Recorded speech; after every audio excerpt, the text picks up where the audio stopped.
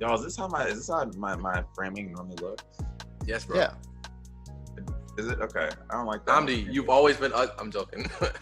Wow. Go brush your teeth. Shut up talking to me. Anyway, let's get into. Are y'all ready? Are your notes in line? Are we? We good. We good? Mic check. Mic check. Mic check. Mic check. Mic check. Yeah, this is the new and improved. The new and improved. Demo. High tech. High tech. A high tech 97 demo. Not high tech. We just got mics. We should call ourselves 98 demo, right? Because we're bringing ourselves. Maybe. Wow. Millennium Next. demo. Maybe 2000 demo. No, You just made it bad. Oh, you just made it bad. Demo. Welcome to another edition of the 97 Demo podcast. I'm one of three of your hosts, Nnamdi Agwanwu. It's your boy, Noah McGee. And it's Avery. Y'all see me did something different there. Let us know how you feel about it. Add us on Twitter at the 97 Demo. But how you guys doing this week? We didn't get the album we wanted, but other than that, heartbreak. How you guys Honestly, doing? I'm okay with it. Did we want the album? Yeah, did we want it? Okay. Oh, don't act like you didn't want to listen to the album after all we've had to deal with. Actually, that's true. We did want it, but were we excited? Actually, we were excited. We were excited. Yeah, we were excited. I'm more excited for what actually happened. Why do we fall for this every single time? No, we were wise to it this time. We were skeptical. No, we were skeptical, but I was up at midnight, like, okay. Nnamdi was the only one that really thought Kanye West was gonna have a normal rollout. He was like, okay, single, album drop Thursday night. I think this rollout has been anything but normal. But I did think the album was going to come out, and I'll get into why I think it ended up not coming out later on. But Kanye didn't drop, but we're going to review the person who decided to hit him with a surprise drop, Taylor Swift and Logic. That's later on. And a 97 Demo double review. Get ready. Let's get it. But before we do all that, let's do our charts rundown. Y'all know how we do this every week. On the Billboard 200. There's finally a switch up. It's a switch up. It's been like the same names for the longest, I feel like. So. Is it? Well, I feel like this is what we expected. It's on the Billboard 200. It's Juice WRLD. Legends Never Die. He sold 497,000 copies first week. So that's really impressive. And then I believe 17 of 21 of the tracks on the album debuted on this chart. You know, so that's impressive. Yeah, it's really dope to see. I misquoted myself the last one because I thought he only had one album before that, but he had another project before that. So this is his third actual album. And it's dope to see that he broke a lot of streaming records and whatnot, and people bought this album, and it was the best-selling album this year so far, which we don't think will last for long. Well, not anymore. Yeah, not because actually next week. That's not official yet. So for now, Juice WRLD is still number one this year in terms of the first week debut, but still happy for him to get the number one album this week. So yeah, I mean, good for him. I mean, it's another good posthumous album we got this year. Unfortunately, it's posthumous, but you know, was this the third or fourth solid posthumous album we've had this year, and it's the fourth one to be very popular. So good for Juice WRLD. Yeah, absolutely. And of course, Pop Smoke's album "Shoot for the Stars, Aim for the Moon" is still number 2. I believe there was some kind of record set here about posthumous album being number 1 and number 2.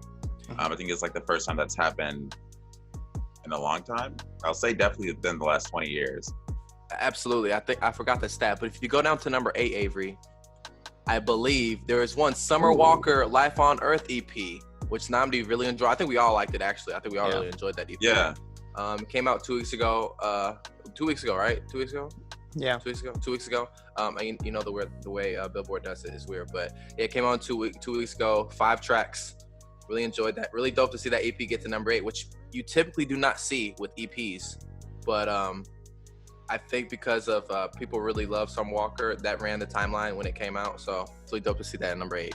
I feel like you'd be surprised how many EPs chart well. Because there's been a lot of projects that I've assumed were albums that I found out later on were EPs. The first one that comes to mind is her. Like, I've assumed she's had a couple albums now, but apparently they've all been different EPs that have all charted well. But I think Summer Walker, like you said, has been doing the R&B thing. It has been doing it well, so no surprise there. But just rounding out what the top 5 was, Pop Smoke Hamilton still at number 3. Lil Baby My Turn at number 4.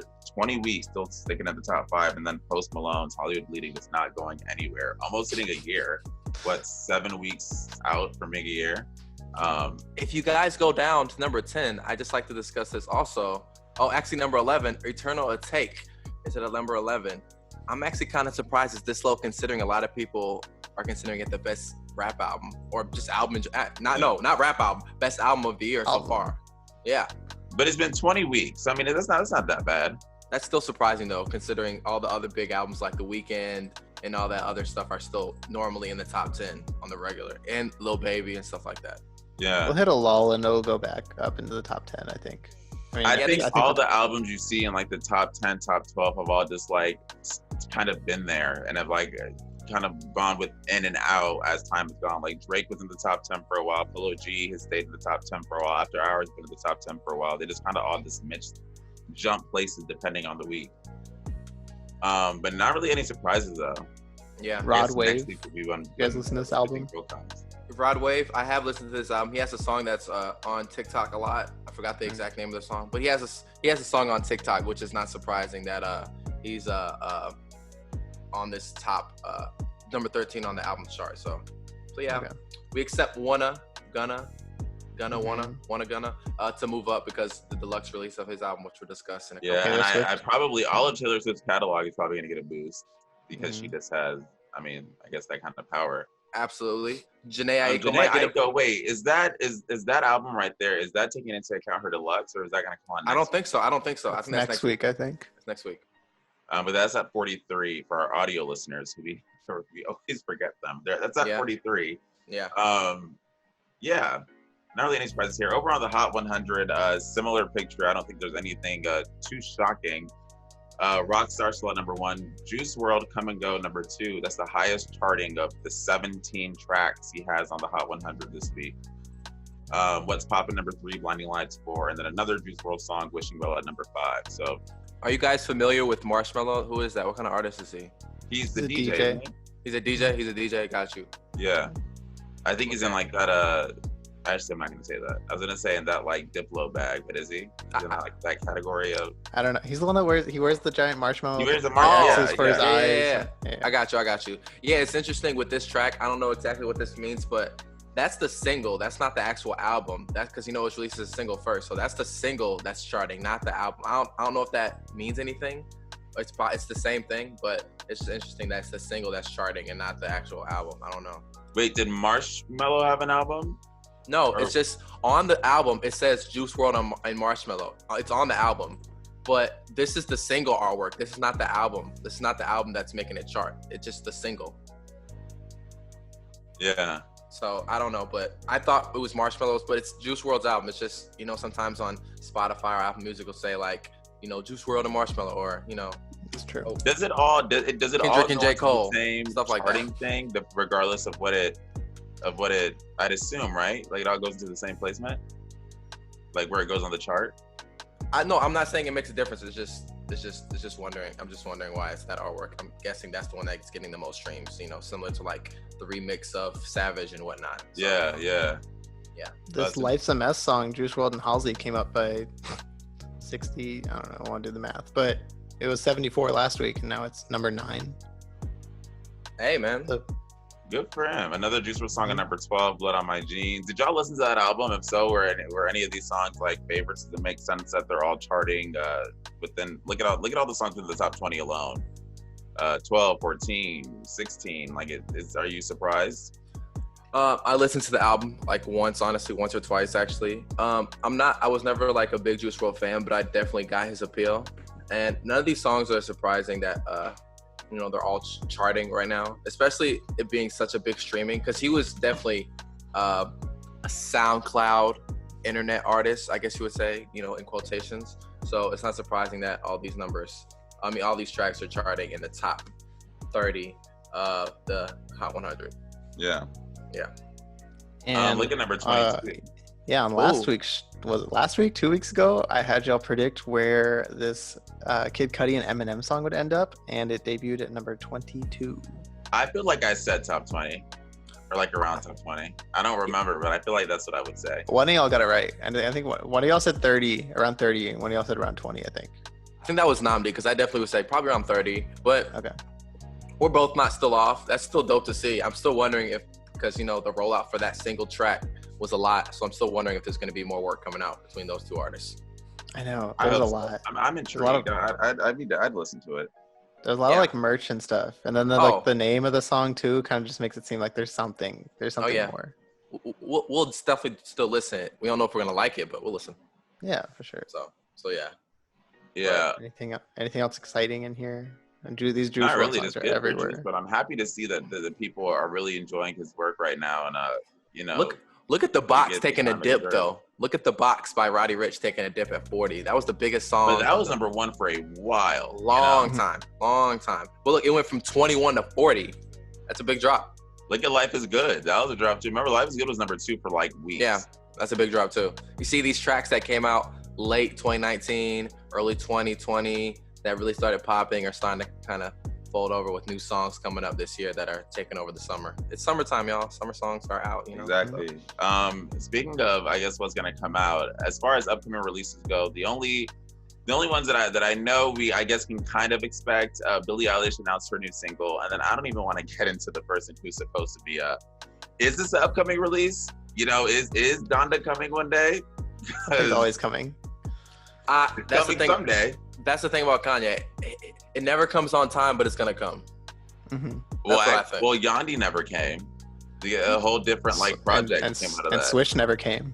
Swish, were those? Oh. So I don't know what to expect. It's upcoming, maybe. Kanye said he was releasing 3 albums. He said he was releasing Switch. He said he was releasing Yonda, and he said he was releasing that album with Chance the Rapper too. Remember? That's right. What's it called? Good Day. Good ass job. Exactly. So I don't know. I think Kanye made too many promises and promised 3 albums. He's like, shit, I can't do this. He also announced Watch the Throne 2 at some point. So remember that? Yeah, that is not happening. That is not happening. The day I see that happen. That is not happening. But of the music that is happening, because before we get into Kanye, there's a lot that came out this week. Starting off, Taylor Swift and Logic. We'll get into those. Because Taylor Swift's surprise drop was just, we have thoughts. When did she announce that? It was coming out? Was it Thursday night or Thursday night? Morning. Thursday morning. Thursday morning. Got you. Yeah. And all right. Nam, do you want to get into these 2 songs by your boy? Oh, by J. Cole. So by his boy, he means Jermaine Cole. Yeah, Jermaine Cole. Jermaine? But Jermaine? Yeah, so Cole released a 2-pack, 2 singles. Lewis Street was the name of the 2-pack. The Climb Back and Lion King on Ice, 2 songs off of the Fall Off, his upcoming project. I think I can just go ahead and say both singles were great. Lyrical J Cole's back. He never really left, but that's the focus again. He dipped out with Middle Child and he was doing all the features, but now he's back into his bag where he kind of is just comfortable, like when he just has a beat that's fire and he can just go in and just spit, and that's what he's doing. The production, as always, is great. He is rapping his ass off. I really hope this is the direction of the album, because if we get more of this, I will very much so enjoy it. But what did you guys think of the 2 singles? Between the Climb Back and Lion King on Ice, which did you listen to more? I definitely enjoyed both tracks, and I hope, because correct me if I'm wrong, I never felt like J. Cole ever chased a single since After Born Center.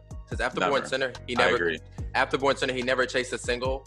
But songs like on KOD, even though he never chased a single, he still had songs that sounded like it could have been a single. They're just more upbeat, Yeah, no, for sure. And I still like those tracks. And I still love that album too. But it still sounded like, songs that could have been singles. With this, I hope J. Cole doesn't even chase that sound. I mean, he could chase it and still make it work like J. Cole does so well, in my opinion.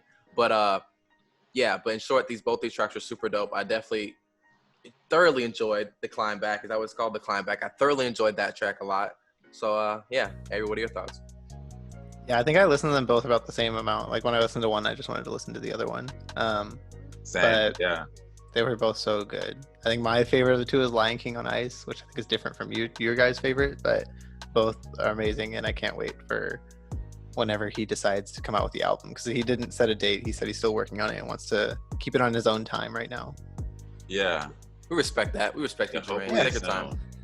And then Gunna came out with the deluxe version of his album, Wanna. I don't think it was that many new songs. I want to say it was like 9, maybe like 8 new tracks, 8 or 9. That's a lot. That's not a lot. Okay, but I mean, in the day of Lil Uzi's album, where you get 16 new tracks a week later, or Pop Smoke's album, is it that much? That's true. That's a good point. That's 50% less than theirs. Good point though. Good point. This to me just feels more like just doing the deluxe thing because that's the thing to do right now. So many artists are doing deluxe right now, and I don't blame them. It makes sense to me. It's like you have to use this time to do something. You may not want to have a whole new album come out because you can't tour. So what do? Just add a couple new tracks and get some listens on your old work. I think it's smart. So many deluxe albums coming out. Speaking of deluxe, it's Earl Sweatshirt, my boy. Probably the only one that really enjoys him thoroughly. There you go. That's my boy. Like Earl Sweatshirt. Earl Sweatshirt. No, I love Earl Sweatshirt, but he's definitely taken a turn in terms of the sound of his music more than his earlier Odd Future days. Exactly, niche. But he had an EP last year come out in late 2019 in November called Feet of Clay. It was a 7-track EP. I really enjoyed it. It was good songs, but he just released a deluxe version of it with 2 extra songs. One of them he actually released as a single earlier this year, so technically really one new song, but it just gave me a chance to listen to it again. Still enjoyed it. I got to check that out again. Also, my guy Brent Faiyaz, who's still my album of the year. He hasn't moved yet. Still my album of the year.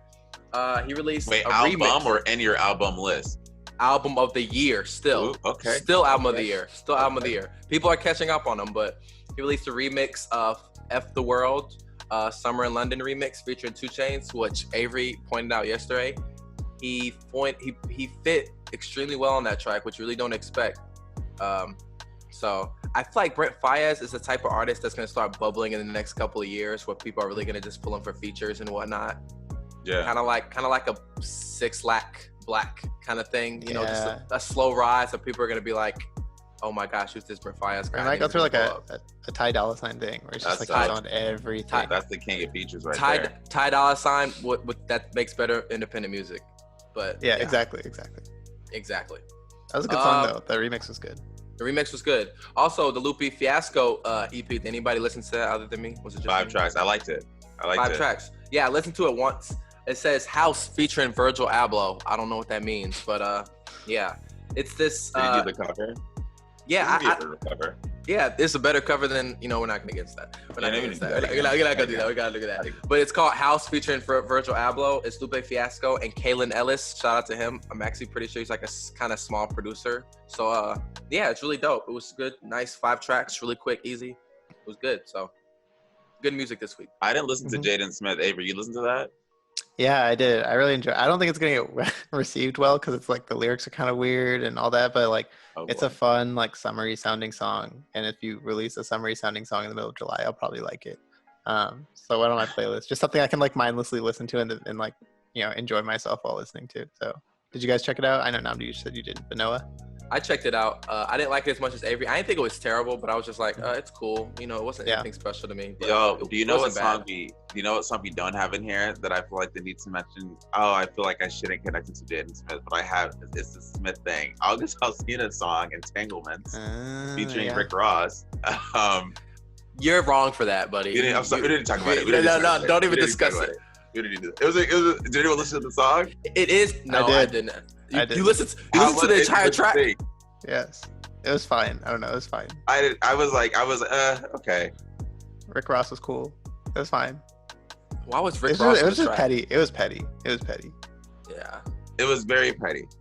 I get trying to capitalize on the moment, but I feel like if you're gonna do that, you have to like do it really well. It looked kind of thick. It looked kind of thirsty to me, but that's just my opinion. It was thirsty. It was thirsty. But forget about August Alsina. You know what else came out though? Smino, Jid, and Kenny Beats. Yeah. That's the name of the song, but it was good. The name of the song is. Hold on, I'm about to tell you right now. Spaghetti. Yeah. Spaghetti. Now, like I know that song. Now, all these guys, if you guys watched the Dreamville compilation album documentary, all these guys were in those sessions. And I feel like this is a song that came out of these sessions. They were like, we're going to release it now. Because I feel like there was a lot of music that wasn't on the Dreamville album. Yeah. That was done in those sessions. And this just sounds like it was in that mold. But You really you know, think so? Kenny Beats Wait, also was has a Kenny Beats there? What was that? I said, was Kenny Beats there? Yeah, he was there. Yeah. you know, he he was also in has a show, right, on YouTube. Yeah, he has a show on And- YouTube where he just and brings Smino's rappers been on in. it, so I Yeah. don't know. This might have come out of that as well because they kind of Like, just mess Because to around. me, this so. feels. I know that's interesting. I didn't connect it to the Dreamville thing because for me, Yeah. it sounds. But I mean, it could fit on that compilation album.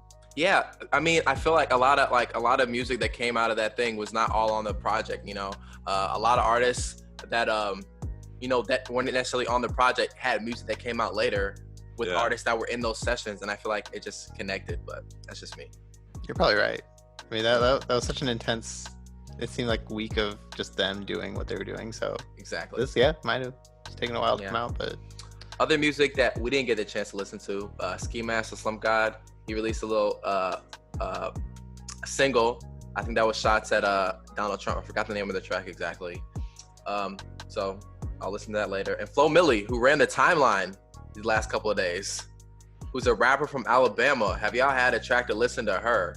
Flo I've listened Militia. to one of them. Well, everyone on my timeline is talking about it. So I've listened. Yeah, the Flow Militia is out there. Or Flow Militia, is that what it is? Flow Militia. Flow Militia. I think. But I guess I'll have to check it out because a lot of people have been talking about it. So yeah, I'm gonna have to. It's been so popular. So yeah, she's from Alabama. Fun fact. So what were y'all's favorite releases of this week? Oh, you guys know how to say J. Cole. I know. I think I know. Yeah, J. Cole for me too. J. Cole That for me too. that two-pack was what I needed. So Yeah, J. Cole. And Smino. And Smino did Kenny Beats. Yeah. That's mine. Dreamville That's really mine did for this sure. one this week. Yeah, Dreamville mine's killed the it. Smino one. Yeah.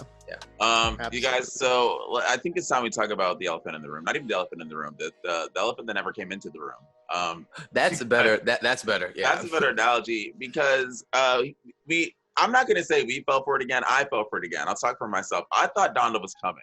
Yes, I know this has happened before. Yes, I know that Kanye hasn't come out with an album on the actual release date since Jesus. But this was different. You know, you had Donda. You know, he gave you a track list. You heard like leaks of some of the songs before. He was in the headlines. Like everyone just kind of, I hate to say it, but everyone thought some part of, you know, Kanye just being Kanye had to do with the fact that his album was also coming out in a week. So it made sense. And then it didn't come. And I said this to you guys, and I was apprehensive about saying it now because I know y'all don't all agree with me. It's hard for me to believe that Taylor Swift announcing her surprise drop the night before Kanye's album was going to come out was one, a move that was thought about, that one was very much so considered by Taylor Swift's camp, and she ultimately decided that it's fine. I'll still this album's gonna come out when it comes out. And two, one that could have played into Kanye's decision to maybe not release his album. Like if he was already on the fence about it before, I'm sure hearing the person that is pretty much your most public rival, if you think about it, beyond maybe Drake, maybe? Drake. Yeah, Drake. I say Drake, yeah. Is dropping an album the day before yours, and you know that is probably, considering history and your past albums, gonna outsell you. I want to remind you guys, Kanye hasn't had an album that hasn't been number one since College Dropout. Everything else, even the ones that people had things to say about, yay, Jesus is King, Jesus is Born, all debuted at number one. Jesus is Born. Which one is that? That was the gospel one he did after Jesus is King. Seriously? Yeah. Oh yeah, the movie, right? It was like Yeah. the movie. Oh my God, that was number one. That counted. I mean, no, it was a gospel album. It was a gospel album that came actually after Jesus is King. Wow, that's stupid. No, well, it was actually not that bad, but that's not the point. The point is, this would have made his album number two, and I think Kanye knew that. And I hate to say, I hate to think that much about it, and I hate to think things are that petty in the music industry, but I'm not going to act like that's not a thing to see here.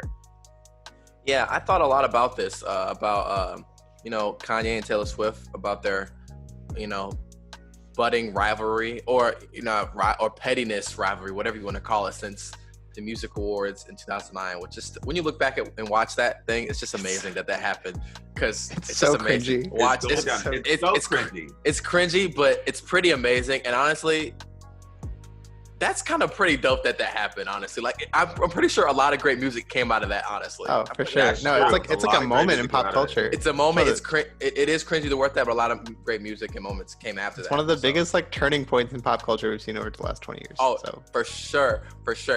But I'm just wondering if Taylor Swift is still on that, because me and we were talking before the podcast, talking about if Taylor Swift was still on that, and Avery mentioned she kind of already did that Kanye Coming at Him album with Reputation, correct? With Reputation, so I feel like Taylor Swift's kind of over that, but I do agree it's petty though. I do agree. It's not a coincidence. Even if it's over, it's not a coincidence. Like, there's no way it wasn't known. And what adds insult to injury is that the album was really good. Like, that's what really like does it for Kanye, is the fact that the album, like, she not only she drop an album when you're supposed to come out with the day's notice, but it's a really good album. Well, I have to say this about Kanye though, and his releases. I do agree that Taylor Swift definitely played a part in it not coming out, but I thought why I said that Taylor Swift album coming out, out of nowhere was like didn't affect it, because I never thought it was going to come out anyway if Taylor Swift came out either way. Yeah, I agree. Remember last week we were predicting, and Noah and I both said I don't think this album's coming out anyways, and we had no idea this Taylor Swift album was coming out. I had hope. You're right. That's true. Very true. And for the record, we're not going to say it's never going to come out. We think it's going to come out. We just didn't think it was going to come out this week. When do you think it's going to come out? I think it's going to come out at 3 a.m. on Tuesday. No, we did. No, okay. Well, no, bro, though. We did a bet last week about if Donda was going to come out on the actual release date. I was wrong. Okay. When do you think by the time we record the next podcast, we will have a Kanye album to talk about? Yes. So next Saturday? Yes. What date is that? Hold on. Is there 31? Is it July August 1st? August 1st? August 1st. I say no. I'm still gonna say no. So when do we get, Avery, what do you think? I think yes. Ooh. We'll saying see. No. Okay. So dang it. Now he's gonna come out now. Yeah. Now he's gonna come out now. Their podcast, I just have to put it out. now he's gonna come out now. But yeah, we'll see. Like we said earlier, I don't know if any of us are actually, well, we're all interested. We all want it to come out. We do want it to come out. Now, whether we're excited and anticipating it being a great album, that's still yet to be seen. Expectations for a Kanye album have changed over time.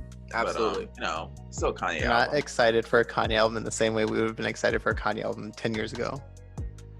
Right? Honestly, or even 5 years ago. 5 years ago. 5 years ago, really? Yeah. I didn't listen. I wasn't. Oh, that's true. That's true. Because, but this is the thing with Kanye, and this I had listened to this. I forgot where I listened to this. Kanye's last, what are we counting? So, Jesus is King, Yay, Yeezus. Kanye's last 3 or 4 albums. Life of Pablo. He hasn't had an album since I would say My Beautiful Dark Twisted Fantasy, where everybody felt the same way about the album.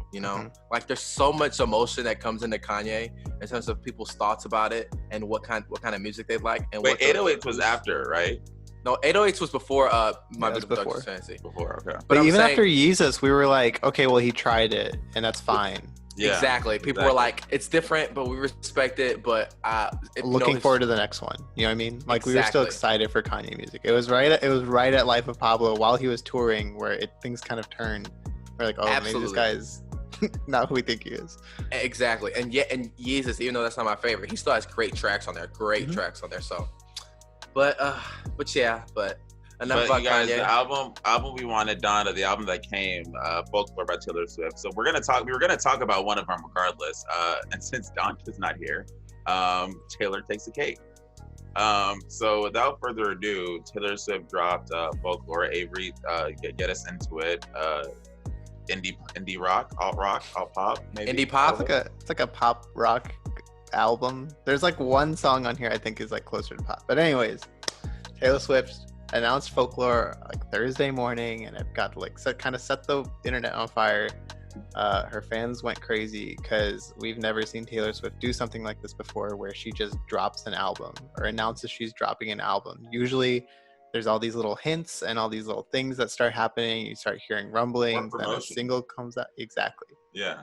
And her fans and journalists pick it up and they're like, okay, something's coming from Taylor Swift, who I think we can all agree when she comes out with something is about the biggest artist in the world.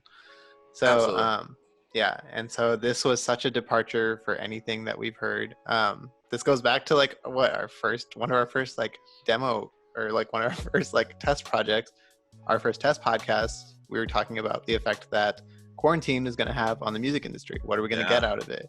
This is very much a quarantine album. This is something that she said that she's been writing over the course of the last few months. In isolation, if I read correctly. Exactly. What the quote is. Yeah, and Aaron Dressner of The National co-wrote and produced 11 out of the 16 songs in here. Mm-hmm. And he was saying that this partnership with Swift began when they met, and like they started talking over the internet about like coming out with something. And she just started sending him voice memos and voice memos and voice memos of different songs, of just completed lyrics of her singing. And he kind of built something around it. So I think we got this really interesting album from one of the most famous artists in the world, something that you usually don't see. It's a very different album for Taylor Swift herself. And what are your guys' kind of overall thoughts on this album? Let me say, it was a good album, and I know it was a good album because Nnamdi, you listened to it first, I believe. I think you listened to it first out of all of us. Mm-hmm. Well, yeah, because as I work, well, yeah, I did listen to it first. Yeah. I was up when it came out. I was awake, and I knew it was a good album because when I listened to the whole thing, I was like, "Oh, this is a good album," and that hasn't happened to me with the Taylor Swift album before. Not to say her past albums weren't good, but just because it hadn't been my palette, what I normally listen to. I've always been like, it's always taken me a couple weeks to go back and say, "Oh, well, that's a good song," or "Okay, I'm okay with that song now." But I listened to this full through, and just I was a fan. I could tell immediately the writing was really introspective. I think she knows how to really write songs really well and make songs feel very intimate and vulnerable. I will say what I said to you.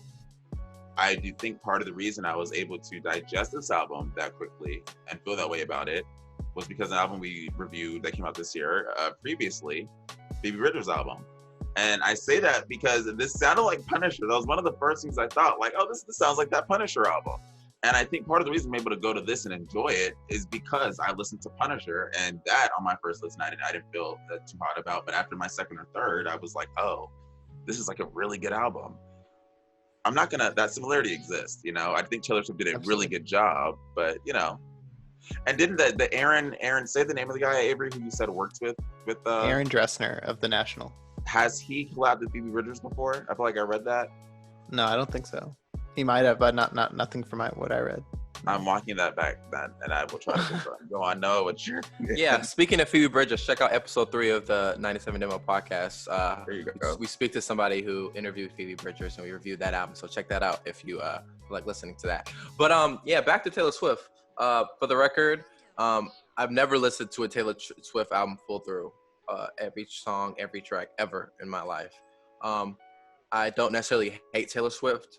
I always respected her. I respected her as a songwriter because I know she writes a lot of her music, which I'm not going to say it's a rarity, but especially in the genre of pop and singing, not every artist writes their music, which is definitely to be respected. So I always have respect for her, but never listened to an album full through. I'm not going to lie. I had no interest in listening to this album. Why, Noah? Nothing against Taylor Swift. It's just not my, like, kind of similar to what you said. It's not my palette. It's not something I'm necessarily interested in. I don't hate pop. I like pop artists. There's pop artists I will listen to albums. You know, this narrative that Nnamdi created that I do not like pop albums is not true. There's nothing wrong with not liking pop, Noah. There's nothing wrong with that, but I actually like some pop albums. I'm not going to say I'm a pop stan. I like pop. It's not my main genre. But there's pop artists I do enjoy. But back to Taylor Swift. This is not about pop. This is about Taylor Swift. So I had no interest in listening to this, but because we're reviewing it, I listened to it, and you'll get my thoughts on it. But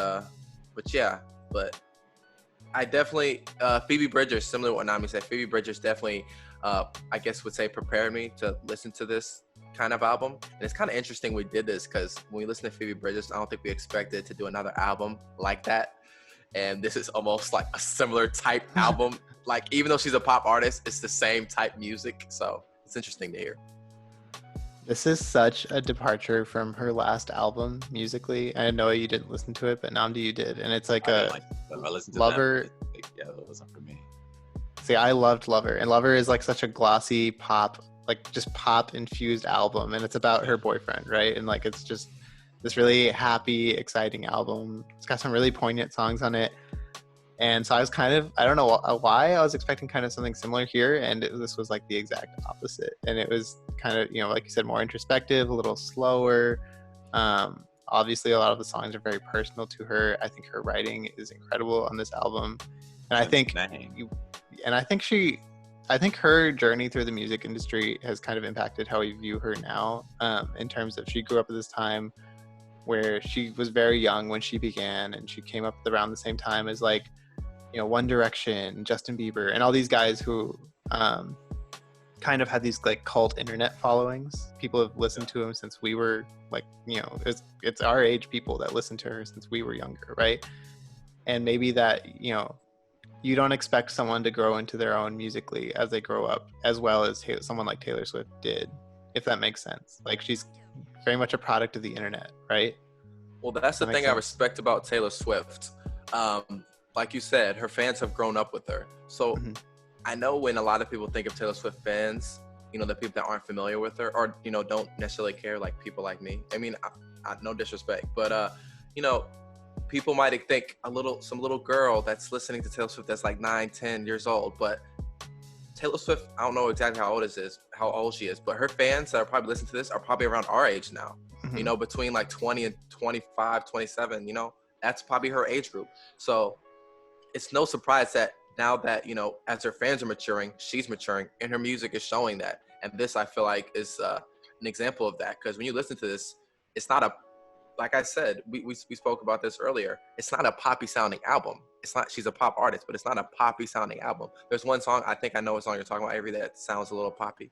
We'll discuss that in a little bit, but yeah, it's just interesting to see that she's grown with her music, especially since there's not like a single on this track. I mean, on this album. I mean, there could be singles, but there's not one that, she released like a music video for the song we're talking about. But I think in like 5-10 years, we're going to look back and like, oh, Taylor Swift was incredibly consistent throughout her career. Because I think people now look at Taylor Swift's career. Look, I will say I'm very much so one of those people that when the whole 2009 Kanye Taylor thing happened and all the middle high schoolers, which we were at the time, thought we had to pick a side, I picked Kanye.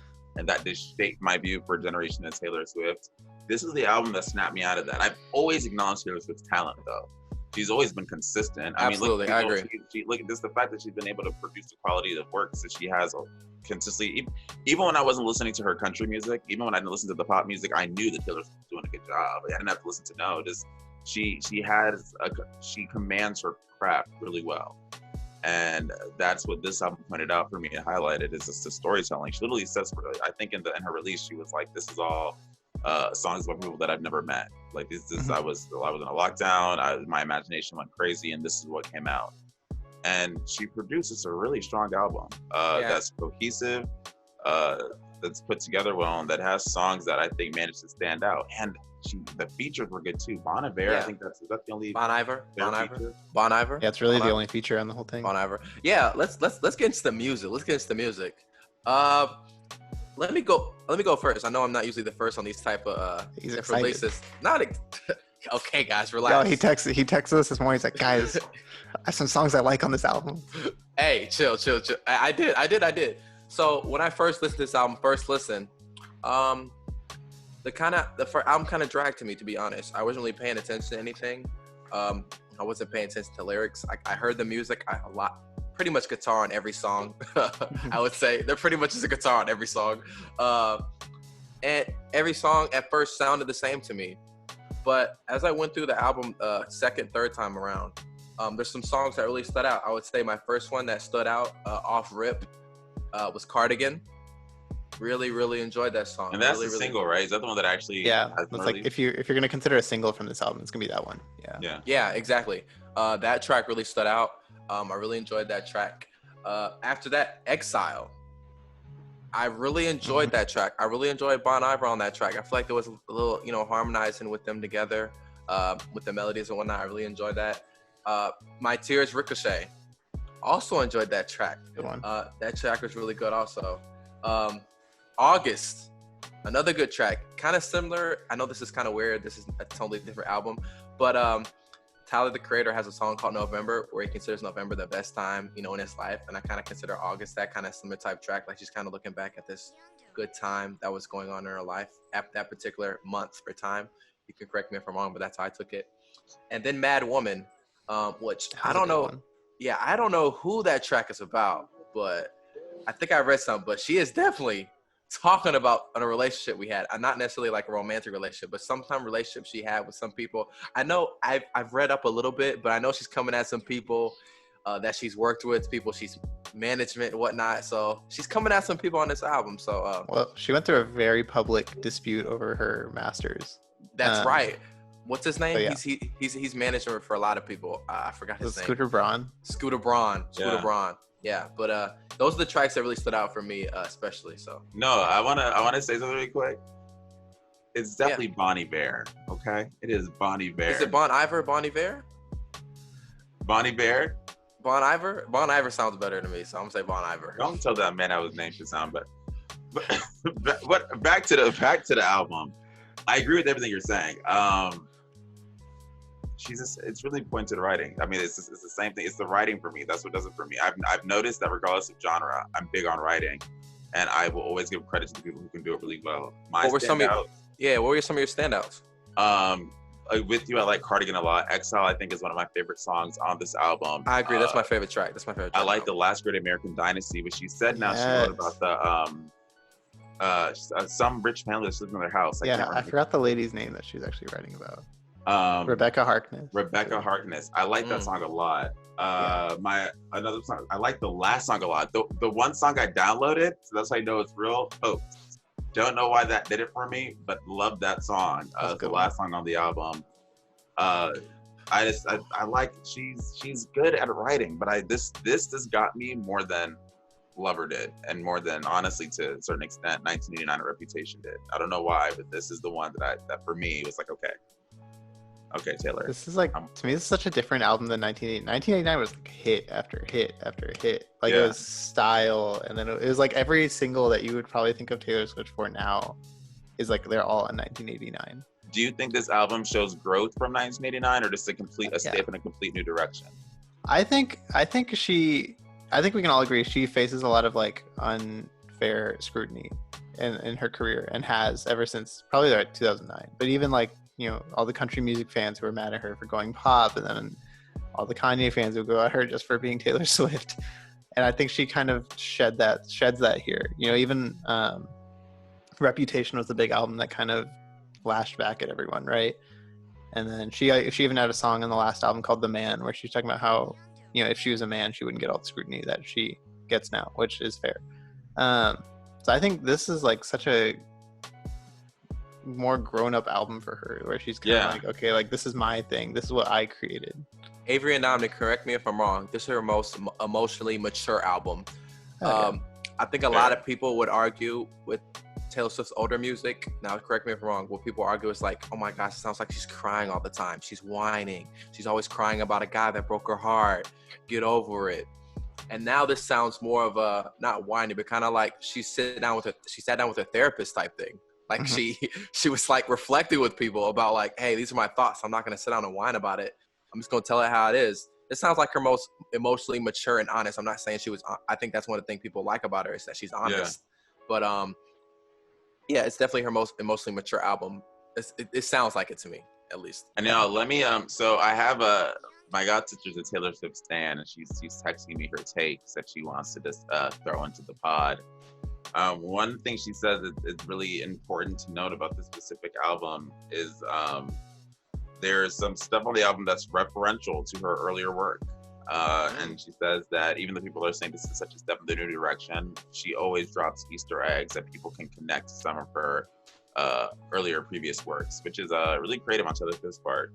And then also, this is an interesting point to bring up, because Taylor Swift is, as big as she is. What's going to happen inevitably is people are going to say things, and I've already seen them.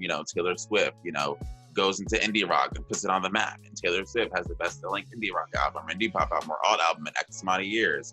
And you can maybe see some indie rock artists who've been doing this in mainstream acts maybe feeling some kind of way. Do you foresee that? Do you think that's fair, or do you think it's just a matter of you got Taylor Swift has come in again and dominated another genre?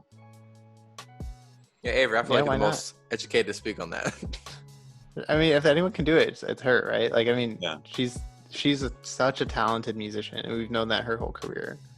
And she's such a talented songwriter that why not? Like, if she has such a good group of musical people around her. Like, Aaron Dessner is great, Bon Iver is great. She's been working with Jack Antonoff, who's like one of my favorite artists, and he's everything he touches turns to gold, including like Lover. He did Melodrama with Lord. He just knows how to work with these artists, and he's a guitarist himself. So if she needs help, kind of veering in a more rock direction, which I don't think she does, it's such a good mashup of two great music minds in terms of Taylor Swift and Jack Antonoff to kind of go in that direction. You know what I mean? She points him out here in this Instagram post as one of her musical heroes. He was fun, right? Jack Antonoff. He was fun. Yeah, he was a guitarist of Fun. Really? Mm-hmm. That's dope. Yeah. That's dope. And now he's the lead singer of his own project called Bleachers, which is one of my favorite projects. They have 2 albums. But yeah, and it says here that. Sorry, go ahead, Noah. What were you saying? No, go ahead. Go finish. I was gonna not to bring up Kanye again, but I wasn't gonna speak on Kanye the lives in our article head. He lives rent free in our heads. I don't think she planned it because she said most of the things I had planned this summer didn't end up happening, but there is something that I hadn't planned on that did happen, and then she said, "Here's my album." So that's why I wouldn't dispute your. You could just not care. I also think that's very true. I think she does. Taylor Swift maybe just, even if she knew, just would not apply thought to it. Like, it might have just been icing on the cake. I'm doing my thing. Yeah. I want to speak to the point that you and Avery made about, the hate she might get for taking over a genre and whatnot that she's gotten in the past. I think with this album, she's gonna get hate because she's Taylor Swift. Like, people inherently don't like her. People inherently don't like Taylor Swift. For their own reasons, which just happens with popular artists. But I think it's just gonna be considered as blind noise and just people hating, because I don't care what you say. Like, hey, I'm not the biggest, folk or alternative rock or indie rock artist, but I can't deny the quality of this music. You can't deny that it's quality music. You can't deny it's quality music. And then one more point I have to make about Taylor Swift, what I truly respect about her and her fans to a degree, is that I really respect when the artist is very, not the word is, not accessible, but relatable. Like, she has a line on one of the songs, which it's really tiny. It's nothing like super deep or anything, but she says, like, I hate when you say I'm mad and I'm not mad and it makes me mad, something along those lines. That's so relatable. With women I've interacted with, I'm not gonna, generalize all women, but of course not. But and just men too. When you tell somebody they mad and they're not mad, it makes them mad. It makes them mad. And then that makes them mad, and she gets that. And then her fans can relate to that. You know what I'm saying? People can relate to that. So whatever you want to say, she's a relatable person, and that's what draws a lot of people to her. So I respect that. I respect her making quality music and a good album. Yeah, just the last couple points here before we jump on to the next review. But I think Last Great American Dynasty is one of the best songs she's ever written in her career. I think it's really cool. 7 is a track that stood out to me. There's a song on here called Betty, and I don't know, this is like random. I don't even know why it's a thing, but apparently she references a name in the song called James, and earlier in the album she references another name, Inez, and I guess these are the names of Ryan Reynolds and Blake Lively's children. And people are guessing that Betty is the name of their 3rd child that they had last year that they've kept secret. That is so funny. My thing is, like, I could see it because I've heard Taylor Swift has done Easter eggs like that before, but I just don't think I'd ever read that much into it. It's such a random fact. You're like, okay, this is one of these albums, kind of like, some rap albums. I know I keep saying rap, but these one of these albums where, we're listening to it and we're pulling up all these things, but like 2 or 3 weeks from now, we're going to be like, yo, do you know Taylor Swift was talking about this person on this track with this line and stuff like that? There's a lot of, I'm not going to say mystery, but a lot of things you can still pull out from this album that people are going to pull out, weeks, months, years from now that we're going to look back on. And let me say this just about Taylor Swift as a whole. Taylor Swift has expectations that are like so high, because she has been basically for the last 10 to 12 years releasing consistently high quality work, and that's just her expectation now. She's one of those people, honestly, like Kendrick in my mind, who just have an expectation to not flop. And I can only imagine what that pressure feels like. So it's always worth giving an artist a nod when they manage to repeatedly put out work this great to such a mass audience, have so many people like it, and do it this way. And even if that involves going to different genres. This is now like what her third genre she's kind of done. She's done it well every time, you know. So kudos to her, I guess. You know, I let's see. kind of Maybe have a she'll be lyric. rap next. I kind of have a she rap. She kind of tried, didn't she? I have a lyric here that kind of relates to that. It's on the song "This Is Me Trying." She said, "I was so ahead of the curve became a sphere, fell behind all my classmates, and I ended up here." That's a bar. That's a bar. Kind of a shot. Hold on. Let's kind of That's wait. a bar. Yeah. That's a Hold bar. on. That's a Wait. bar. It's kind of a bar. Wait. Sit up one more time. Sit up one more time. She said, "I was so ahead of the curve became a sphere, fell behind all my classmates, and I ended up here." That's a bar. That's a Isn't that bar. fire? That's good. That's a good. Hey, anybody can't say nothing. Taylor has a pen. Her pen game is sharp. You know, especially she's in pop, but obviously her pen is sharp. She writes her music. She has lyrics in there. She's not just talk. Yeah, go ahead. And I know we've talked a lot about writing, but just really quick, the production on this is amazing too. The instrumentation is like literally good. Production. I listen to these as we talk about them. I just listen to what's wrong with them. My tears ricochet, and I hear like the violin on top of the piano, on top of it's like beautiful. Very layered. Very layered. It's like very layered. Yeah, I agree. If you guys were to grade this album, I know it's early. This album. Are we scoring it? It's only out. I mean, I think we have to. It's a 97 number review. It's only been out for about 2 days. 2 days. You know. So what are y'all thoughts? How are you guys gonna score it? So for Nnamdi, just for the album being a surprise drop, the rollout, the instrumentation, and the writing, I will give it a good old fashioned. Okay, but I also have to ask myself, how often am I going to come back to this album? So this may change, but for now, I'm giving it an 8, just because it's landed a good impression on me. But when I sit here and think honestly, like, you know, this has 0 tracks that are really upbeat or on tempo. This is one of those you have to be in a mood to listen to kind of albums. Will I come back to it a ton? However, that doesn't change the fact that it is still an amazing album. So an 8 for now, may jump to a 9, who knows, but 8. Now, I'll go my score, and I feel like our hardcore listeners who listen to the Phoebe Bridgers thing are going to get mad about this. But going back, if we go back to Phoebe Bridgers, I think my score would increase. Because just to give some context about this, I think listening to this and listening to Phoebe Bridgers, this makes me like Phoebe Bridgers' album more because it did have more of those upbeat sounding, even though it wasn't like a couple. And as far as the sound goes, she did it first, right? You know? She did it first, and she did it, and I feel like she more lives in that realm. So if I were to go back and increase Phoebe Bridgers' score, I would. But with this, I'm agree with them. I'm gonna give it an 8.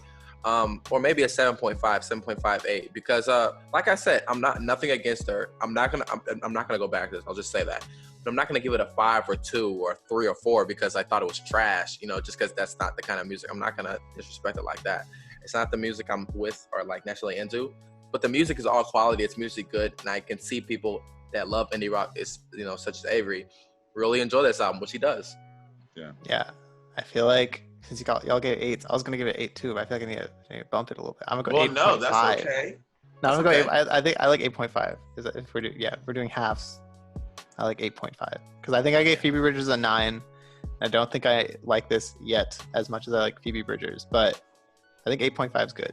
This is definitely like gonna be on, I think, a top 10 list for me in the near future. So Avery, just say Phoebe Bridgers a 10. Avery loves that album. We'll see. Avery loves that album. All right, do we want to move on to the next one? Yeah, my guy Logic. Speaking of, I don't necessarily not surprised. No, it's like a week before, I think. No surprise, but no rollout either. The surprise was what came along with this. The surprise was the rollout, right? The surprise, exactly. The surprise of the rollout is that the surprise retirement, at least. Exactly. I'm scrolling through the timeline on Instagram, and I see my boy Logic. Logical. Is that short for Logic? Logic. Whatever. Logic. On Instagram, and I read it. I'm like, oh, drop an album. Okay. And I read it. He says, guys, this is my retirement album. Done being a rapper, move on to being a father. I'm like, oh, Logic is retiring. And I go on to send this in the group chat saying, guys, we're gonna review this. So yeah. So this Logic album is now speaking of Logic, Logic, there's been a lot of, mixing thoughts with Logic over the last, I say 3-4 years. I think we would all agree. I think nobody denies Logic's talent as a rapper in terms of how he raps. But I think Logic has gotten a lot of backlash, and he's acknowledged this, that his content, I think, is what is a disconnect for a lot of people. Logic discusses a lot about him being biracial, which I think a lot of people respect. But I think a lot of people feel like he's hitting us in the head with it, which I think disconnects a lot of people. He's out and about, like, saying he's a nerdy guy. He loves, movies. He loves video games. He's just a nerdy guy that, I would say, stereotypical rap fan is just not into, I guess you would say. You know what I'm saying? It's something that other rap fans might look down on and people joke on him about. So just to say Logic is, well, people have a lot of conflicting thoughts about Logic. His stans love him. The people that hate Logic really hate Logic and think he's the worst rapper ever. Shout out to Joe Budden. So, so what were y'all thoughts when y'all first saw that he was releasing a retirement album? So y'all, I've said it nonstop that I have thoughts about this entire thing, because Logic is someone, I don't consider myself a Logic stan. I was in high school, I think, when Logic was coming out with Young Sinatra, that series. I listened to him then. That's when he first got my attention and I liked him. And since then, I've never thought Logic was a bad rapper. And to be honest, I've always thought the criticism that's been thrown against him has always been it's kind of been crazy, because it's like telling someone, oh, you hit us in the head with the biracial thing. Well, you write with what it's your identity. It's like telling, you would never tell a rapper or tell Kendrick, Spimmer Butterfly was really bashing us in the head with that black thing. People did say that too, but I get you. I mean, not to the same degree. Not to the same degree. One was said in a way that led to critical acclaim, like, wow, this is really a black album. And the other, who didn't even do an album but just has bars on a lot of the tracks saying I'm mixed, I'm biracial, gets called out for like constantly talking about it. So I've never understood that. But I think Logic, like you said, just he has the talent but never fit the mold maybe of your rapper with his talent. I think he can go bar for bar. I think he tries to be a lyricist, and I think the audience who normally would listen to that music, sometimes it's hard on him because he doesn't fit the mold for that. He's not.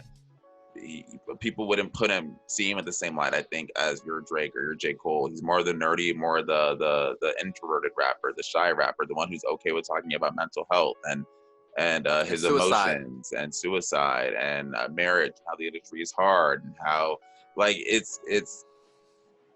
there's not a rapper, I think, that is that blatantly vulnerable with their music the way Logic is. And I could just see how people don't like that. I get it. It may not be your cup of tea, but I've just never understood the hate that's just kind of been thrown his way.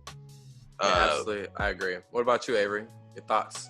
Logic, your history with Logic. I think we've all begun a short history about our time with Logic. I don't have any. I wouldn't even consider myself a Logic fan because I just never listened to his music. And I was kind of indifferent when I heard he was retiring.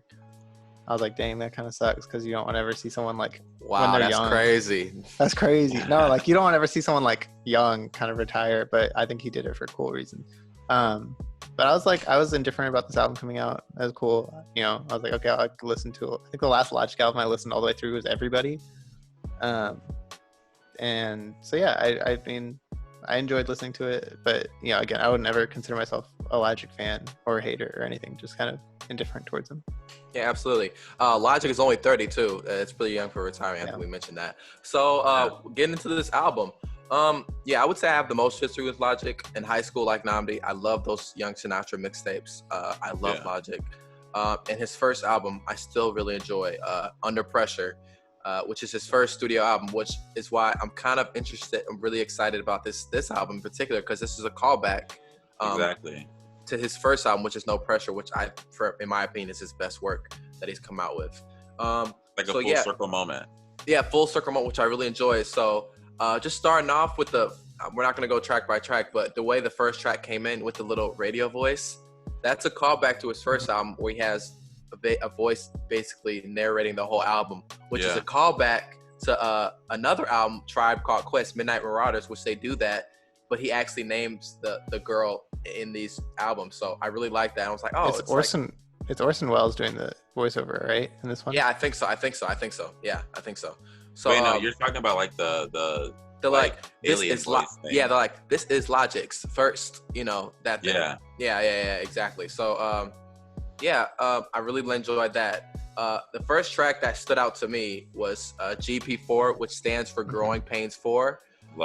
This is a callback to Under Pressure Either, which he has called Growing Pains 3 on Under Pressure.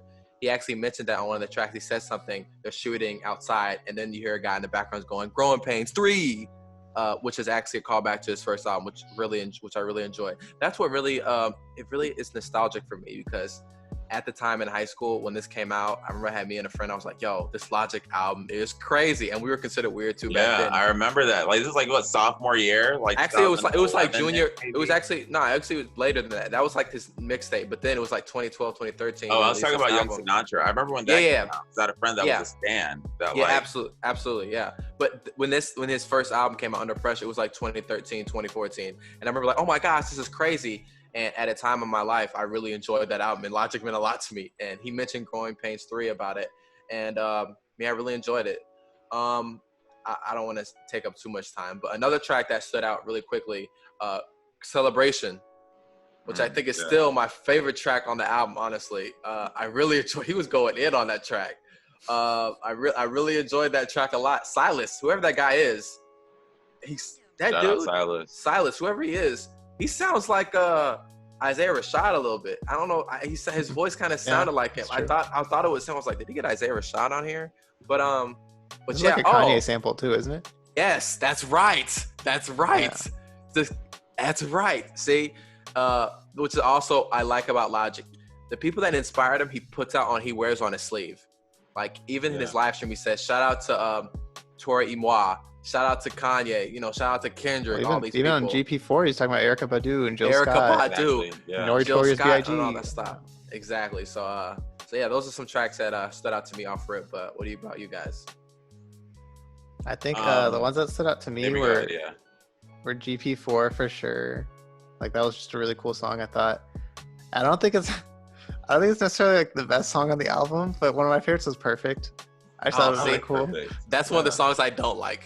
Yeah, see, like I knew it wouldn't be like that well received. Sorry, like, no, I'm opposite. I like Perfect a lot. I actually wrote that it's one of my favorites because I like songs where Logic just like gasses himself up. I like cocky Logic, and Perfect is just kind of going in. Like I get it, but I really liked it.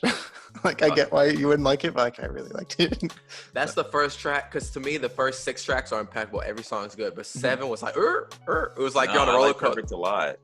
Yeah, I didn't enjoy that track.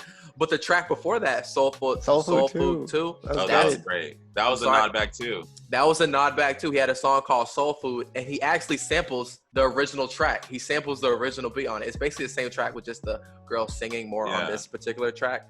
So he has a lot of callbacks to that first album. And let me just say, because I just don't think we've said it yet. It was a good album, which makes it so much easier to talk about the album. I was really worried that not worried, but Logic, he's had some misses here and there. So it's easy to talk about it because he did it really well. And I think it makes sense that it's a retirement album because throughout the entire thing, Logic makes it clear why he's retiring. Like he tells you on just honestly songs like the intro, No Pressure, on Dad Bod, on Dark Place, on Amen. He straight up tells you like, this has been horrible for my mental health. I've been trying so long to make music that people would like, only for them to constantly kind of just shoot me down and tell me I'm horrible. It's incredibly hard for me to do this. It's been hard for my mental health. It's not easy for me. And I can appreciate how vulnerable he's being, honestly, about just about every other song. He will tell you. On Dad Bod, which I thought was gonna be a whack song because it was called Dad Bod, I realized it was supposed to be about the family kind of, right? He's telling you, I have a wife who doesn't like me to do it, do this rap thing nonstop. Can you go to the lyrics and click on it? Because he's being just straight up about why he's retiring. My wife texted me talking about Get Home, Future Son, don't you about it. Like, yeah, it's not the most lyrical one, but I can appreciate content-wise, he is letting this be a retirement album and telling you why he's retiring. He's not leaving you confused. You have closure that Logic is leaving because he's not happy doing this music thing. I agree with my standouts though. Sorry, standouts. Go ahead. Like you guys, I like GP4 a lot too. Soul Food 2, I love Soul Food. Soul Food 1. because I loved Under Pressure, so I appreciated that a lot. What is the sample? It was used in Man I Is, and it was also used in Beyonce. What is that sample? I think it's an Erykah Badu sample. It's a song like it's a song where it's like, ooh yeah. Like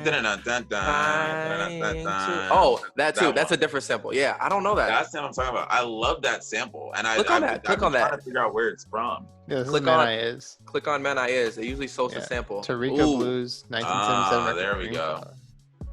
Oh, here you go. Oh no, the horns, body out. Oh, okay, so the song that he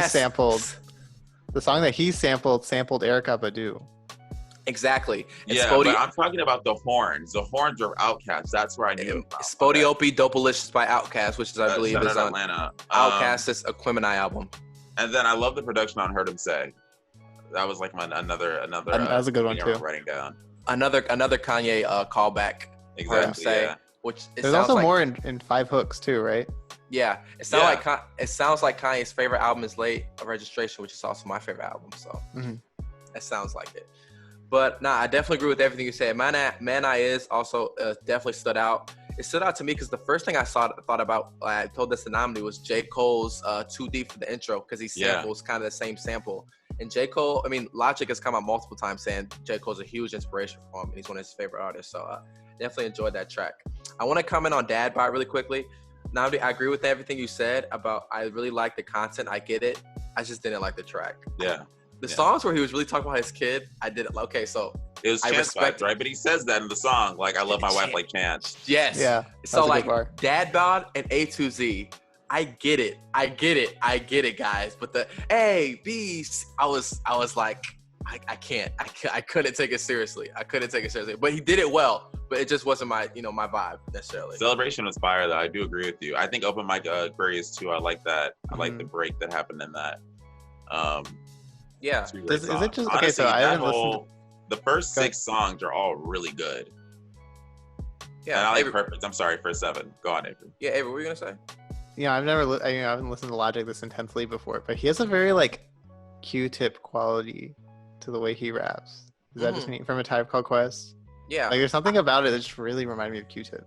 I get what you're saying, kind of like his wittiness, kind of. Yeah. Like, kind of like, because, Tribe Called Quest, they had like a lot of witty lines. That was kind of like their thing. And he has that vibe. Obviously, he raps way better, I would say. I don't think anybody can dispute that. But it definitely has a wittiness to him that I think a lot of people respect. So yeah. I did like Open Mic, how I really like that track because I like that thing where he was like, hey, next guy coming up. And he was like at a, slam poetry thing. And he went up and started rapping, and he was like, okay, I'm done. I really enjoyed that track also, which I thought was really good. Dark Place was really, really vulnerable. That was the one where I was kind of like, oh. Because he's open about his mental health struggles, and I can always appreciate people that are real in their music. And I guess it makes sense why he's retiring. I think we would be remiss to talk about this, but did you guys hear any biracial lines in this album? I did. I don't remember what song, though. I did. There are some, aren't there? That's the thing about this album, also to Under Pressure. See, the thing is, everybody, Logic's known as being the biracial guy now, but during his mixtapes, for most of his mixtapes, he never talked about that. He was just a rapper. Like, he never talked about that. And then his last series, The Young Sinatra, which I believe is Welcome to Forever. Check that out if you haven't. He mentions that once. And then Under Pressure, he doesn't talk about it at all. He talks about, also on this track, he talks about, he lived in a neighborhood where, his brother sold coke. His mom was an alcoholic. He has a line where it's like, my mom was an alcoholic, so I couldn't drink it, something like that. There's another one. Go ahead. There's another one where he's like, oh, he's white, he's nerdy, he can't rap. That was one that stuck in my head. Exactly. Yeah. It's a lot. There's a lot of things like that. You know what I'm saying? And also, I gotta say this: my girlfriend is from Gaithersburg, Maryland. She lives in Gaithersburg, Maryland. Where also Logic is from. And the fact that I've been there, a lot of the things he said, he's like, I took the bus to Germantown, which is like a little shopping area in Gaithersburg. Like, you get him now? I get him. I get. It makes it a little cooler. And he also mentions something about Montrose and Kevin Durant. Kevin Durant's from Maryland. He went to a high school called Montrose in Maryland. So it just kind of connects everything. It's like, oh, I like it even more. This is definitely an album for his fans. Like, if you're a fan and you listen to Logic his whole career, you're definitely gonna enjoy this album way more. It makes sense being the goodbye album. That's what I have to say. Like, do you guys think this retirement's like permanent? I kind of see. At first, I didn't think so, but now But I'm it kind sounds of like, is he? It sounds like when he he is. signed that Twitch deal and like he had a Yeah. second house. I was like, oh, so you're good. Like you're like My you're man still signed. working. My man signed a max contract with Twitch. Literally. My man signed. I don't know the That was a numbers. But super max. That was a super max. my man signed a super max contract with Twitch, and I gotta ask Avery about this because Avery loves his movies. I think we all love movies, but Avery really gets really nerdy about his movies and whatnot. He had a lot of movie lines or something like that on here. He does. He had a lot of like movie a big lines. nerd too. So that Yeah, makes he's a sense. big nerd. He talks about. Brand. He had a line something about I'm a revenant like Leo. Obviously Mhm. Leonardo DiCaprio was in the movie called Revenant. I'm a big anime guy. He talks about his anime influences That's like right, he Cowboy did. Bebop and Samurai Champloo, which also is really cool. He's just a nerd and he wears it on his sleeve, and I respect that. And I like that about Logic because I'm a very nerd dorky guy too. So. I have a couple things. His Yeah. album art is awesome. It's really cool. I like it a thought. lot. Especially on Spotify, you can see it like animate, and I thought that was really cool. And then you seem to get like struck by lightning. It's kind of cool. That's dope. And then also, y'all know at this point, I love a good closer, and I thought the speech love it. here was like really beautiful and like really poignant for the time. Who is the person speaking on it? Also, I really like when he's like, "This is Logic," and then he's like, This "No is ID." Logic. Yeah, I like that. I love Yeah. that. I really like that. That was cool. Yeah, This is wonder who Orson that- Welles. I wonder who that is. Are you guys Was that familiar with Orson him? Welles? It's Orson Welles. Oh, Who is he? I don't know. He's Who he the is. author know- of Animal Farm in 1984. Oh, and he did the really? radio thing. Remember the big radio thing back in like the 30s, 40s? Yeah, The Orson Where he Welles like convinced everyone the commentaries. road was about to end. that's Mhm. interesting. Wow. Yeah, Logic's really known for having these different, really, whether it's a movie or just like a speech, he's known for having those kind of samples on there. I remember he spoke about having like a Avery. He was like, "Do we get the Superman sample or something like that?" Yeah, exact stuff like that. Like that's the thing. I think where Logic at this album, I feel like Logic wasn't in his head. I feel like he's given off before that. He also, especially on that Twitch stream, which he the Twitch stream was basically where he listens to the album the day it came out with everybody while he's playing video games and whatnot. And he kind of spoke about like, I always cared about what people thought on social media. And he says it on the album, like people always, got in my head. I was reading stuff on social media. I feel like in this album, he wasn't in his head and he actually. Well, he says that. He says he stopped listening. He stopped looking. Exactly. I think it was important for Logic to like the album and to make music for himself and not make music for, his fans. And this is more, it sounds like almost like a retirement album, but an album where he kind of came to peace with himself and who he is, which I respect with Logic. So I'm happy for him. And we all like the album. So. Yeah, I saw a clip from the Twitch stream. I thought it was really interesting where he was speaking directly to Anthony Fantano, but because Anthony Fantano's been a big detractor of Logic's recently, I guess I'll say. But basically he was like, yeah, I respect people like Fantano, and I respect people who, if you went to school to do this, or you spent your whole life getting to this point and you get there and then you can critique me, he's like, that's fine. But he's like, he's basically talking about these people on the internet, which might be us, I don't know. But he's talking about the people on the Definitely internet us. that just come at him for no reason. He doesn't respect that. Yeah. Well, I that get is you. sort of like, I get it, but Everybody's a label Everyone's a A&R. critic. Everybody's a critic. Yeah. Everybody's a label A&R, on Twitter and whatnot. Exactly. But yeah. I will say one thing about this album is because the themes are so like clear. Like, I'm retiring because this wasn't good for me. I didn't like. I'm a this. dad. Good. I'm a dad. It didn't leave me wanting more. Like, it was very much so a closure album for me. Like, okay, that's why I kind of think he's retiring for real. For me, it's like, okay, this is it. He told me why he's leaving. He left. Cool. And I'm sort of like, is that a bad thing? Like, shouldn't you always leave people wanting more? Like, did you guys want more after listening to this album? No. That was fine. That was good. I kind of see, that's the thing. Because it kind of puts me in the same old as Under Pressure. Mm-hmm. Unfortunately, it kind of does want me wanting more. Because I feel like I wish Logic was in this mode most of his career where he just didn't care about what people thought. And he actually cared, he started loving himself. I think he said that, like, I started loving myself. I kind of wish I get more of this kind of Logic. I really do. But yeah, I really wish Like, Logic where was this? I mean, He's been there. That's the thing. He's like a lot. I think Logic just went commercial, and people always clown rappers when they go commercial. That's my thing. That's what I think it is. Yeah, but Logic could always. I know some people say Logic could always rap, but it's just it's not. Sometimes his content just didn't connect it, and it didn't always connect with people. So I don't know, man. But it's fine though. But this does kind of leave me wanting more. But I'm fine if I don't, and I definitely respect this. So shout out to Logic. Before we hop up, I feel like we'd be remiss if we didn't talk about his emotional shout out that he did to Cole and Kendrick. And one thing that's interesting about that for me is the fact that like Cole's first album was 2010.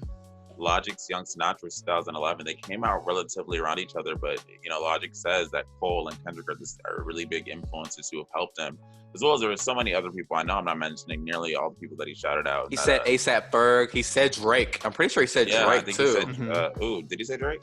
He said Drake. I'm pretty sure. He said thanks to Toro y Moi. Oh, Toro y Moi, yeah. Yeah, for doing the sample because he had a sample on there. Not that many rappers are as humble as Logic, but just the fact that he was shouting them out when they've all kind of came up together, relatively, albeit some had faster trajectories than other. Like these are people who all were grinding in the early 2010s. Yeah, it's just he's really humble and this seems like a generally good guy, and I think I'm happy he's putting his well-being and just what he wants to do over the grind of the music industry, I guess. What score would you guys give this album? You go first, Noah. I'll give it an 8 too. I know I'm being the 8 guy, but honestly, I feel like I kind of want to be harder on it because it's rap and I'm more familiar with it. Honestly, I'm gonna give it a 7.5 right now. No, that is so great. I'm gonna give it a 7.5 right now. 7.5 right now. And I know people are like, oh my gosh, you gave Taylor Swift an 8 and you might be listening to that. That's kind of different because I'm more familiar with it. I feel like I can be more, critical. I won't mind giving it the 7 or 7.5. It's still good. I feel like I can get better over time as I listen to it, as I pick up more things. This album just came out 2 days ago, but I'm comfortable giving it 7.5, 7-ish right now, which is still good, in my opinion. Avery, what about you? I think a 7 is good. I think I enjoyed it. I'll probably listen to it again because there's some songs that are like really cool in here. But 7, I think it's just something that, I liked it. I liked it a lot. It's good. What's so funny about this is I thought I was going to be the one that ended up being the hardest on it. I gave it a 7.5, and I did that because although he's rapping really well and it's a good album, it does only have 2 themes on the entire album, and that does eventually stifle how often I'll be able to come back to listen to it because it's such a retirement album, but all he talks about is why he's retiring, which I think was good. But how many? I think. It's like eventually I'll be like, okay, cool. And maybe also, there's 3 tracks I'll save, but one more critique is that I feel like the first half was way stronger than the second half of the album. I agree. Like everything slow down. Yeah, I feel like I remember more songs on the first the first 6 songs stand out more than me than the last. Not counting the last song, than the last 6 or 7. I like songs 5 Bucks a lot though. I thought 5 Bucks. Yeah, 5 Bucks was good. Yeah, but the songs I didn't like were on the second half, like Perfect Dad Bod and A to Z. The songs that I didn't like as much. So yeah, but yeah, I think we all gave it solid scores. Everybody. Good way to go out for Logic. I think a really good way. To go for him. I agree. I hope the other reviews are just absolutely. I agree. All right, guys, we want to move on to our projects of the week before we wrap up. Yeah, what have you guys been listening to? My boy Avery, what's this? Immunity, Claro? What's that? Yeah, she just popped up in recommended artists, and I was like, oh, what's this? And I clicked on her, and then I listened to her songs, and I really loved it. She's like I don't even know, alt rock, indie rock kind of person. She's really good. I listened to her Immunities from 2019. I need to get into her other projects, but that's one I kind of dove into this past week and really, really enjoyed it. Got you. Go ahead, Nnamdi. I feel like mine shouldn't be surprising. So prior to the 2-pack coming out from J. Cole, Lewis Street, I was listening to Forest Hill Drive because I was working out one day and No Role Models came on, and I was like, I need to listen to this album. And it reminded me that that's a really good album. That's still my order of rankings of Cole albums that are my favorite changes all the time, with Born Sinner typically being at the top. But Forest Hill Drive, it made it I think for the first time, it's number 1 right now. It changes all the time, but for me right now, it's number 1 because it is a really good album. Every single song. I have to say this. Born Center is my favorite album, but I think J. Cole 2014 Forest Hills Drive is definitely J. Cole's classic album. I think that's J. Cole's classic. No, without a doubt. It's his classic. It's that's without his a doubt. classic. That's definitely his classic. So I agree with you on that. It's without a doubt classic. But that's really what I've been listening to the most. I think I feel like I talked about Gold Link last week. He has the song Zulu Screams. Ooh. Did I talk about it? Oh, well, that's actually one song that I've also been working out to that I love. Gold Link, Malik Berry, and Bibi Borelli. I thought I talked about this last week. I think Noah just dropped out. Didn't know this guy is so funny. But anyway, it's called Zulu Screams. Good thing we're at the end of the podcast, though. I know. He didn't talk about his person, though. He's back. No, you gotta come back. We're not done yet. We're so We were close. doing so good. We were so close to finally getting to the end. His artist needs the most explanation too, I think. Exactly. Guys, can you see me? We can hear you. Guys, something just happened to my stuff. I'm gone. Do you want to explain Blue in Exile? Can you tell us about Miles? Describe this. Sorry to our video, the people watching on video, but I know more people listening to us on audio, honestly. But for audio listeners, I just disconnected a little bit, but I'm back. At least your audio's back. And my audio's back. Blue and Exile, Miles, Blue and Exile, they've worked with each other for a while. Blue's a really heralded underground artist from California. And Blue and Exile, who are, their frequent collaborators, released their album, Miles. It's really good. It just came out nowhere. I didn't know it came out Friday, and I happened to listen to it this week, and I enjoyed it. What kind of music is it? What kind of music is it? It's rap. It's rap. Okay. It's me. But it's really different kind of rap. I mean, he's rapping well. Obviously, it's not like in the realm of like Earl Sweatshirt. But fun fact about Blue, really quickly, he grew up with Miguel, the pop the pop R&B artist Miguel. So he has Miguel as a feature on here. And he also grew up with Aloe Black, I think. So he has those are frequent collaborators, even though he's like an indie, underground rap artist. But is Blue the one? Is he the one with the flat top? Light skinned guy. Yeah. Yeah. Exile's a white guy. Okay. Is he naming this album after like Miles Davis or something? Yeah, I think Miles Davis. Like all the samples are like Miles Davis. So. Ooh, I'm listening to that. That sounds good. It's really cool. So yeah. No, since you're such a pop guy, I look forward to seeing what your project of the week will be from a pop person, since that's your bag. You know what? I'm dang near just gonna do that just to spite you. Oh, we look forward to Taylor Swift next week. Yeah, exactly. No, I'll come back with Lord next week. Exactly. But listen, before we end this pod, any other musical take you would like to get out there? I'm so excited for this Billie Eilish song. The more I think about it, because she's so good. So that's my last comment. I'm still listening to Dinner Party. I'm still listening to Dinner me Party. too. So good. And my final take will again be from Hope Davis, my Taylor Swift correspondent, who's been texting me paragraphs about the album. Just super quick. Her pop albums like Reputation and Lover are deeply felt and just like this, but people look over it because it's catchy pop music. It's great. Long story short. So yeah, listen to Taylor Swift's album, and that's what I have to say. But thank you for joining us for another episode of the 97 Demo Podcast. You are on all platforms. Like, subscribe, follow us on Twitter at the 97 Demo. Anything else I want to add? No, I'm good. See you guys next week. Sorry about my video. I don't know what happened. We'll get it together next week. Yeah, but we're good. Yeah. All right. See you next week.